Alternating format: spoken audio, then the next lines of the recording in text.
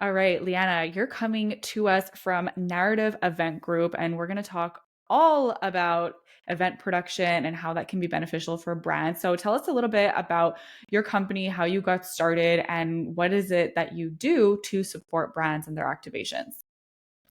Sure. Thank you so much for having me. So, my name is Leanna, and I'm an event producer.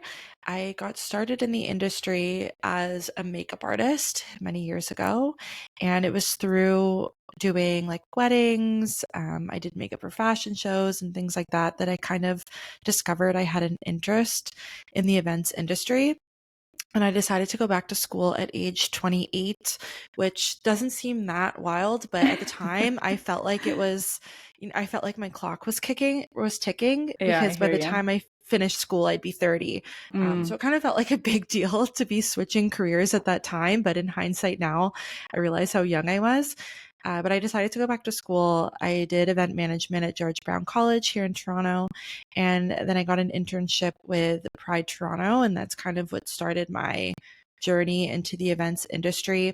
I worked there for about 3 years doing festival management, programming, and events for their year round events, and then decided to leave with literally zero plan. I had no other jobs or anything lined up. I just kind of decided to quit one day because my job was a bit stressful and I wanted to lean into a little bit more of the creative side of events and not just logistics.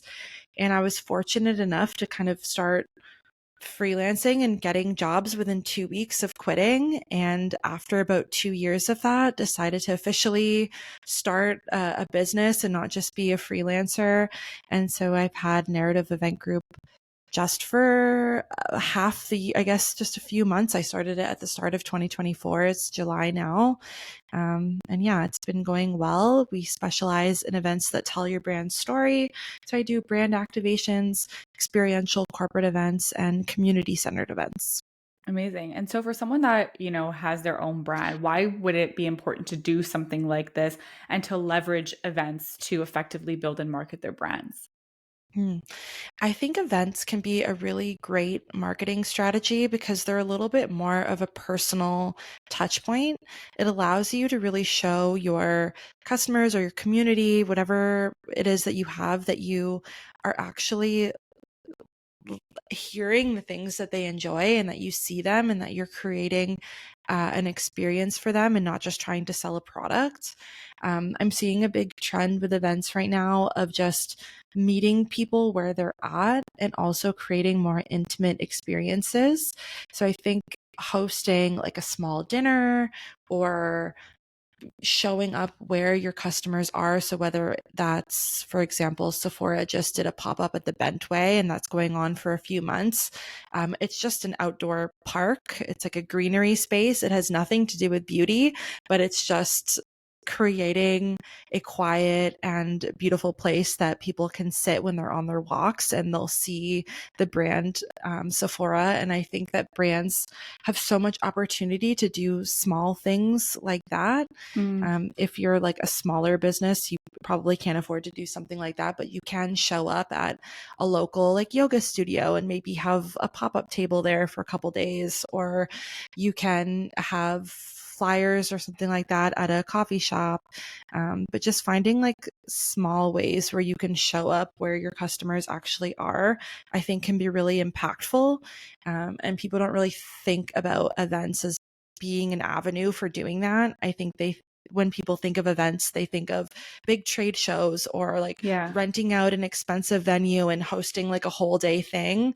But you can do something really impactful on a smaller scale. Yeah, for sure. I love that example too, because like you said, all of these, smaller brands and businesses may not have the budget to rent out Hmm. a whole outdoor space. However, things like yoga studios, this and that, we had one of our previous guests, they were the two founders of Cold Pow, and it's Hmm. a cold pressed juice in powder form. So you can travel with it. There's tons of nutrients in it. So, it's Cool. really designed for people who want a happy, healthy, active lifestyle.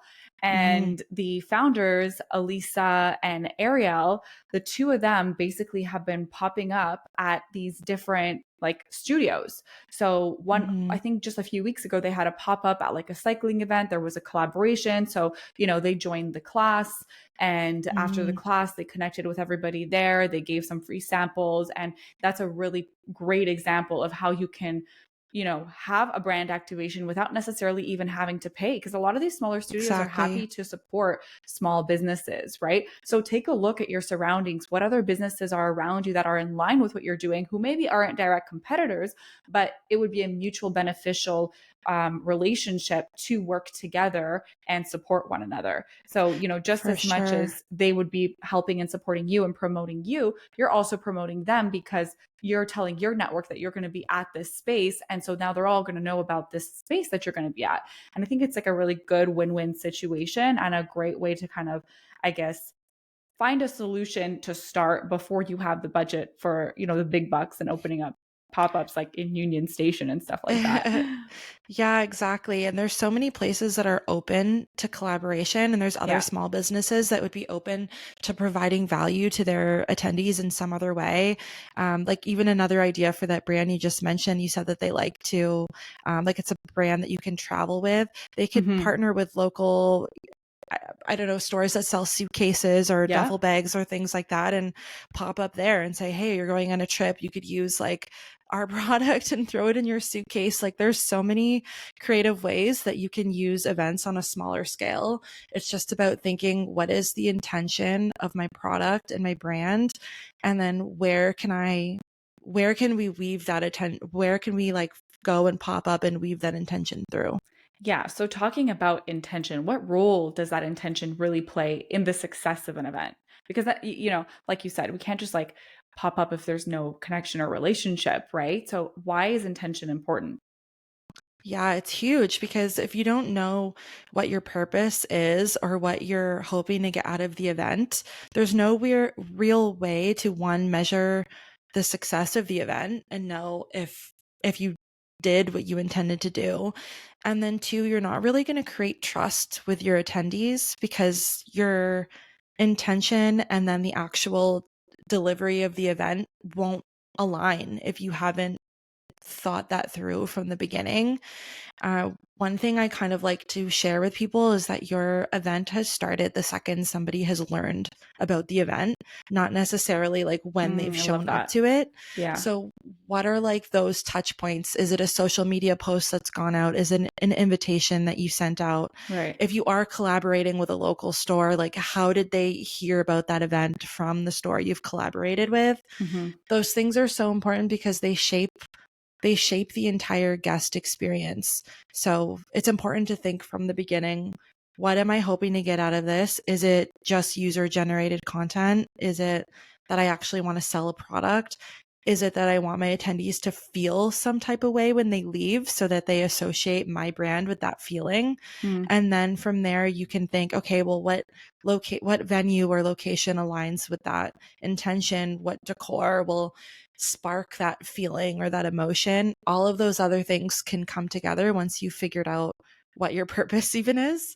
If you're not thinking about that from the beginning, everything else is going to feel clunky or disjointed and not really make sense. Yeah, that makes a lot of sense. It's like, just when you, for example, if you relate it to like a social media strategy, you don't just like post on social media to post on social media. If you're a brand, you usually have intention, right, behind what you're Hmm. posting. And that comes from a strategy, that comes from having that thought process and those ideas in place on why are we doing what we're doing and how are we going to communicate the message that we want to communicate, right? So all of those Hmm. elements are super important. And the other aspect that maybe not everybody thinks about is that just because you are a brand hosting an event doesn't mean that you can't also brand your event, right? So Hmm. that's a whole other part of that consistency and making sure that the touch points all work together from that initial invitation. What does that look like? How does that feel? What are the colors that are being used, the types of graphics, the overall theme? Because you want that to translate so that when people actually walk into the event in the space, they see those elements come to life in a different form. So, thinking of how your brand comes through all of those touch points as a brand and how your event comes through as a brand, right? The branded event Hmm. and what that looks like throughout. And I think that really helps with the storytelling aspect as well, because we just have this extra layer um, to speak of who we are, what we're doing, and what our goal is, right? Exactly. So Exactly. to kind of push a little bit more on storytelling and brand activation tips, what are some key pieces of advice that you can give for anyone who's thinking of hosting an event for their brand? For sure. Well, one, you obviously have to know your brand Hmm. deeply. So, kind of thinking, what are my brand values? Who is my brand for? And then back to the intention again. So, I think those are the three questions I would first sit down and ask yourself, like, what are my brand values? Who is my brand for? Who is this event for? And what is the intention of the event? And then from there, you can go through all of the logistical pieces and the actual event pieces. The first thing I usually get when doing an event is the venue. That's like a huge piece. So Hmm. that would probably be step number one. And then from there, the rest of it will start to align. A lot of venues will have in house vendors that they work with. Like if you're not working with a planner and you need something that's a little bit more all in one. There are some venues that would do that for you. Hmm. But if not, I always suggest working with a planner if you can, just because they'll be able to see pieces that you likely can't. You don't have to hire a planner full time either. There are a lot of planners who offer consulting hours or will work with you in a part time capacity. Yeah, that's good to know. But yeah, for sure, it's just thinking about your values, who it's for, and then what the intention is, and then go from there. Yeah, and I like that you kind of also start with the space itself, because I think that that can also help communicate, the story and the message and how it can all come to life. Because when Hmm. you're hosting an event, you have to think of the different like activation spots within the event itself, right? Where are things going to get set up? How high are the ceilings? Can we hang something from the ceiling? How big are the Yes. the entryways? Like what are the windows? What's the window situation? So like all of these little elements that like you might not think of come into play, because it does Yes. matter. You have to think, for example, like as small as this might be, if you're not thinking of this, it could kind of ruin a part of the experience. So for example, let's say you wanted a picture spot, right? Usually when you're taking pictures, you want to have the best light possible and make sure that the light's coming to your face and not coming from behind you, because then all of your Hmm. pictures are going to be backlit. So if you have some kind of installation and you want people to take pictures by this installation, don't put it right next to a window where the window is behind you, because then they're going to all look like shit. you Yes, know, like exactly. little things like that. I think that's also Yeah. where like an event planner would think of those things, right? And be able to support. And someone like you who's an event producer, like you think of those little details because you've done it before and you just know. Whereas someone who's doing it for the first time, we almost need like a cheat sheet for them. It's like, but Yes. every venue is also a little different, right? So I mean, you learn as you go for sure. And the more that you do, the more you get used to it, just like anything else. But yeah, little things like that I think are key. And I feel like we could make a list of a bunch of like hyper specific tips, but For yeah, the sure. ones that you listed are pretty good and, high level enough that it's a good starting point, at Yes, because least, right? after that, you get into the nitty gritty for sure. And there's Yeah. so many things like going back to the photo booth, does it need power? So is there power Mhm. in the Yeah. venue in Yeah. the sections that you have it in? And then things like load in, like how do we load into the venue?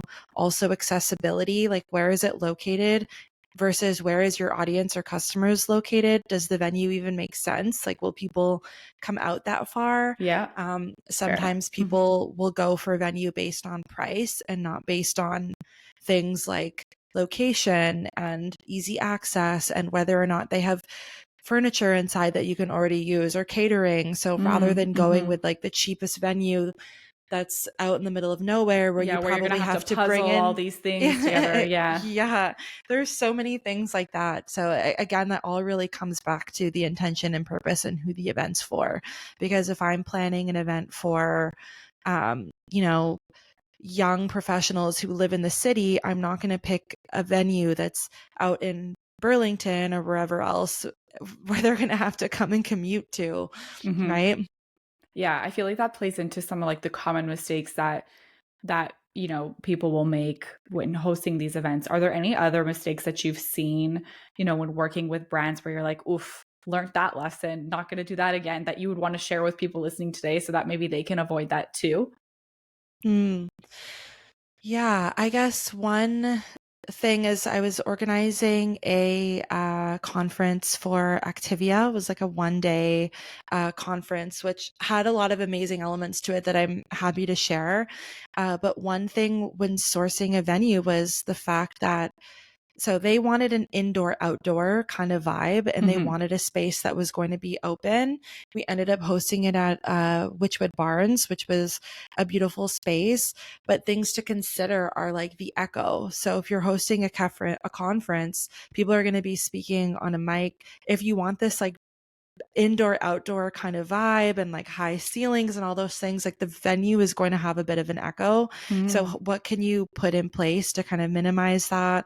They also had, not to get super into their personal details, but like just budget Give us wise, the we couldn't details. we couldn't go with venues that I wanted to go with because of budget restrictions, but they weren't thinking about the fact that Artscape is a residency space, so people are going to be coming in and out of there. And Mm. I don't know. I think again, like a lot of the times brands will make decisions based on budget without thinking of the actual logistics of the event, or the needs of the event. And I think that it's important to kind of comb through all of those things first and not just say like, oh, I only have X amount of money, so I'm going to pick like the cheapest place, because Right. you ultimately end up spending more money because you have to fix Hmm. all of the things within that venue that don't work with you. So if it's sound, maybe you're paying for more pipe and drape to cut off a part of the space to, drapes will help with the sound or the echo in the Hmm. room. Um, and if you're wanting to go with a cheaper caterer, but then you're working with a venue that has preferred caterers, so now you have to pay a fee to be able to bring in outside catering, which ends up bringing your costs up higher. I think it's important to not make decisions from, obviously we want to be mindful of the budget, Yeah. but it's important to make decisions from a place of what are the actual needs of the event, because otherwise you're going to end up Yeah. correcting by adding more things, which cost Hmm. more money. Yeah, I feel like even having a list of priorities of like what's important is a good starting point too, so that you can reference that and be like, okay, well, I have to make this decision. Let me check my list to see like if this aligns, and then just look Mhm. at all the other factors. But honestly, it's reminding me of like branding and with my agency Nomad Creative, I hear so many times where people had initially gone with a cheaper option. They hired a freelancer, they weren't happy with the work, and now they have to pay more to get the job done Mhm. properly. So it's like you get what you pay for, but also if you're more prepared and you think about, your needs, your true needs, and you're like, hey, this is worth the investment. Like this is what I need now. Let me pay to get it done properly and get it done right, and not just make a decision based on budget, because budget doesn't always get you exactly what you want. And yes, we understand people have Exactly. restrictions. We want to be mindful of that for sure. But I think there's like a good middle ground where you have to also decide what's worth it, right? Exactly. And that kind of goes both ways too. Like in just things that I would do differently is there's been many projects where I've devalued myself and I also charged a bit lower than I could have. So Hmm. it kind of goes both ways, because especially if you're earlier on in your business, you're kind of desperate for clients, or you're like, oh, I really want to take on this job. So you're Yeah, you say yes for the undercharging. opportunity. Yeah, exactly. Yeah. And you end up just burning out. So I think Hmm. it kind of goes both ways. Make sure that you're really valuing yourself when you're pricing things accordingly, so that you feel good about the work you're doing and you're not burning out, but you're also advising your clients on ways that they can really maximize their budget by making decisions that are appropriate for the event from the beginning, and not just Hmm. trying to cut corners, because you will pay for it later. Yeah, I hear you. I hear you. So you've done a few pretty cool big events for some awesome brands. We already spoke a bit about Activia, but I know that you also hosted an event for Amazon and CBC Sports. Can you talk to me a little bit about either one or both of those events, what they look like, what they entailed, and any maybe key learnings that you pulled from those that we could share with our listeners? Sure, I can share like just a small amount of both of them. So Yeah, for the Amazon event, I actually got that through posting on LinkedIn. So I always highly recommend to people that they post on LinkedIn. It was a American agency and they were looking for somebody local to help produce the event. nice. So if you're not posting on LinkedIn, definitely Get do on it. it. I think, yeah, there's like, I think it's like only 40% of LinkedIn users actually post on the platform. So there's a lot Huh. of opportunity there. Yeah. But that event was really great. It was essentially, they had an event happening at the Cannes Festival in France, and Hmm. they wanted to have a Toronto based version of that event for the people that couldn't fly out. Oh, And fun. it was kind of like a media partner influencer type Wait, of which one was this? thing. Amazon? This one's Amazon, Amazon? yeah. Okay. Exactly. And so it was at a cabana pool bar and it just had like an outdoor kind of yacht vibe to it. Fun. Branded pillows. There was a big branded backdrop that had a big floral installation. Past apps. We like vinyled that like glass walkway when you walk in through the event. There's like a glass walkway. We vinyled that like whole thing. The learnings though is that it was the hottest day of the summer. Oh no. It was so insanely hot that the vinyl was melting. So we had to apply it like very, very quickly or else it kind of bubbled and messed up. Like And then the adhesive? yeah, exactly. Oh It was shit. melting, so it was becoming like glue. Yeah, So yeah, yeah. you have to apply it very quickly. And that And stuff then takes time too. It's y- like if anyone's put a yeah, vinyl on before, it's like you're basically like slowly peeling this thing off and like pressing it in so that it makes sure it sticks. So yeah, yeah, that's and so tough. there's no bubbles and you have to pull it really tight so it's Yeah. straight. And then later in the day, it cooled down, but it got very, very windy. So their backdrop, Tough day for them. the centerpiece of it was not built for outdoors. So it Oh. was very like what we ended up doing was we had a lot of plants at this event. So Mhm. we moved some of the plants to behind the backdrop and we also To put like a bunch basically of keep it up. sandbags behind it. Yeah, Yeah. to hold it up. And like nobody could really kind of notice that, I guess. Yeah. But from our side, we were kind of like, oh my God, Panicking. how do we prevent how do we stop this from killing anyone? So I think just being mindful if you have activations that are outdoors, are they Mm. windproof? Are they rainproof? Are they sunproof? Like what can you Heat do to proof. like yeah, like what can you do to kind of mitigate those things and just kind of thinking about that ahead of time. And then the CBC sports thing was from a connection that I had from a business group that I was in. So I also always highly recommend that people attend as many networking events as they can, join like business groups if you can, coaching programs, that kind of thing, because you Hmm. don't know the people that you meet in those things might provide you with opportunities later. And that was an event for the Paris Olympics that are happening this year. They essentially wanted to secure sponsors and partners for CBC Sports has like TV segments and things like that. So they wanted to secure a partnership for that.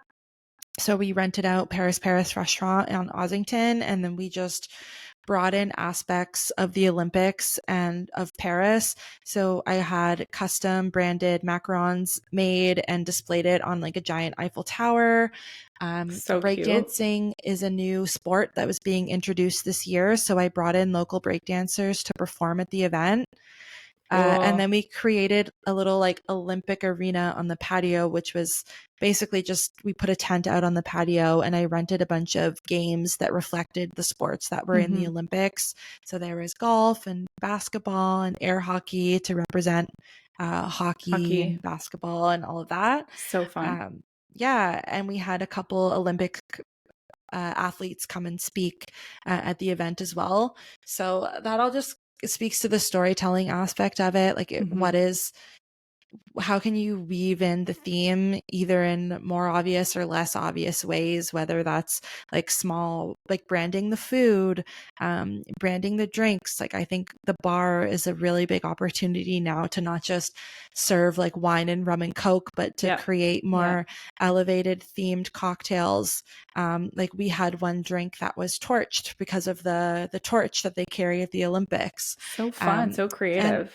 yeah, so just little things like that, I think you can really have fun with your event and think of small ways to elevate and add to the branding and the storytelling a little bit more. I love that. It's amazing. How do you make sure that, like, when you're building out these events, you have that fresh, innovative approach, but you're also paying attention to like the logistics, right? Because there's the beauty of it all, and like you Mhm. walk in and everyone sees it, and that's what it is. That's what they see. That's what they feel. But there's so much that happened behind the scenes to like get there. So how do you kind of balance making sure that the logistics are all in place while also making sure that the people enjoying the event are there to like are actually having a good time, right? And that it's not even just a good time, but that it's working, right? Like how do we even measure that there was success in the event? I'm curious to know kind of like the before, during, and after. Yeah. So before, I guess again, figuring out the intention is how you would create uh, ways to figure out that the event was successful. But for managing Okay. the logistics, I'm lucky in the sense that I have a festival background, which is a very highly logistical position. I was managing over 300 artists and coordinating a festival that sees over 2 million people in attendance. Yeah, So that kind crazy. of set me up with a little bit more of a logistical mindset. And I think a lot of people get into events for the pretty side of things and they're not thinking Mm-hmm. about the logistics. So having a really good Which run of is show, honestly just as important. for sure, it's Yeah. 80% of the work Yeah. is logistics and admin, and 20% is actually executing and styling and making things look Yeah. good. True. So Because I you are would, spending like months preparing yes, and then the event is one day. exactly. Yeah. So I highly recommend just really good document spreadsheets, project management systems, whatever it is that you Mm-hmm. like to use, making sure you have a very solid work back plan, making sure you have a really solid communication plan with the other people who are working on the event with you, and then just really leaning on and trusting the vendors that you're working with. So if you can't hire a planner to help you, just make sure that the vendors you're working with, you're communicating with them on every step of the way. Small things that you might not know, you might want to connect your AV company with your florist. If your florist is planning on hanging things from the ceiling, the AV and production team needs to know that because they might have things, they might have trusses on the ceiling for speakers, they might have other things going on. So just really making sure that you're communicating with each vendor, but you're also letting other vendors know what the other one is doing. Yeah. That's a That's good something, point. yeah, that's something that your planner would do. So I think just really solid communication leading up to the event will make sure that logistics on the day of run smoothly. And then in terms of decor and trends and things like that, I have Google alerts set up. So I get emails every day on things that are happening in events. I listen to podcasts. I follow what are they called? BizBash, which is a online magazine. They have a print magazine as well for the event industry. Oh, So whatever cool. industry you're in, I think just make sure you're following things online. You're keeping up with trends. Pinterest is always a good place for finding Hmm. inspiration. And yeah, I think if you're doing those things and you have good communication and good logistics in place from the jump, you should be fine. Amazing. Sounds all great. Okay. Well, before we wrap up, we always end with the mindful minute where you have a chance to share a piece of advice that, really helped you throughout your career, something that maybe our listeners haven't heard so far, or just something that's really impacted you. What would that Mhm. be and what would you want to share? For sure. So, something that's very important in the event industry specifically is regulating your nervous system. It is Mm. honestly, it's like the second most stressful job in the world. I think consistently it's rated next to being a lawyer or a doctor. Are you Being an, serious? yeah, This is a being an real event fact? planner, it's a real fact. No Being an event way. planner is one of the most top stressful jobs in the world. Wow. There's a lot of things that you can't control. Like at the end of the day, Yeah. I can do the best I can, but if a vendor decides to not show up or make a mistake on the day of, it's kind of out of my hands. Yeah. And those things can get really stressful and you're managing multiple things at once. So learning to not internalize that stress is a very important skill. Um, there are some planners who will be a little bit chaotic on the day of and running around with, super stressed out. And But then I that try energy also translates to like everyone else involved, right? So it's like, exactly. of all people, like I feel like you're the one who should be the most cool, calm, and collected because you know Yes, all of the details. And like, God forbid something goes wrong, you're like, it's fine. I got it. We're gonna figure it exactly. out. Instead of Exactly. like, And oh my God, because everyone else is doing that. Everyone else is freaking out, right? yeah, We don't you want really everyone have to to freak out. be, yeah, you have to be a place of solace for your client and you have to be the Mm, one who's calm and centered, which can be really hard sometimes. So I think things like meditation, journaling, um, therapy, anything that you can do for yourself throughout the planning process and beyond, just to really learn how to regulate your nervous system is so important because you won't be able to make those on call last minute decisions if yeah. you're in panic mode. That's great. No, I think that's good advice for anyone in a leadership role, truly, Hmm. because people are always like looking up to you. You're often the one to be making final decisions and big moves. And sometimes big things happen, sometimes little things happen that are out of your control that could be frustrating, that could make you feel like it's the end of the world, but Yeah, you can't necessarily show all of those emotions because then everyone else will feel those things too, right? It's almost your responsibility to learn how to digest these things without panicking. It doesn't mean that you can't also still feel the stress and all that, but it's instead hmm, of projecting it out and putting that on everybody else, you're like, you know what? It's okay. I got this. We're going to figure this out. What do we do? We're in solution mode, right? Instead of panic mode. So exactly. kind of just like changing that mindset. I think that's a great piece of advice for any leader, really. So thank you so much for sharing that, Leanna. And where can people go to learn a little bit more about you and Narrative Event Group? Yeah, they can follow me on Instagram. It's just Narrative Event Group, or check out my website. It's the exact same name. And if they want to follow me personally or chat with me personally, it's Sipping on Gratitude on Instagram. And yeah, I'm always happy to chat about events. So feel free to send me a DM. I love that. Well, thank you so much for sharing, Leanna. And thank you to everybody listening today. We will chat next week. Bye.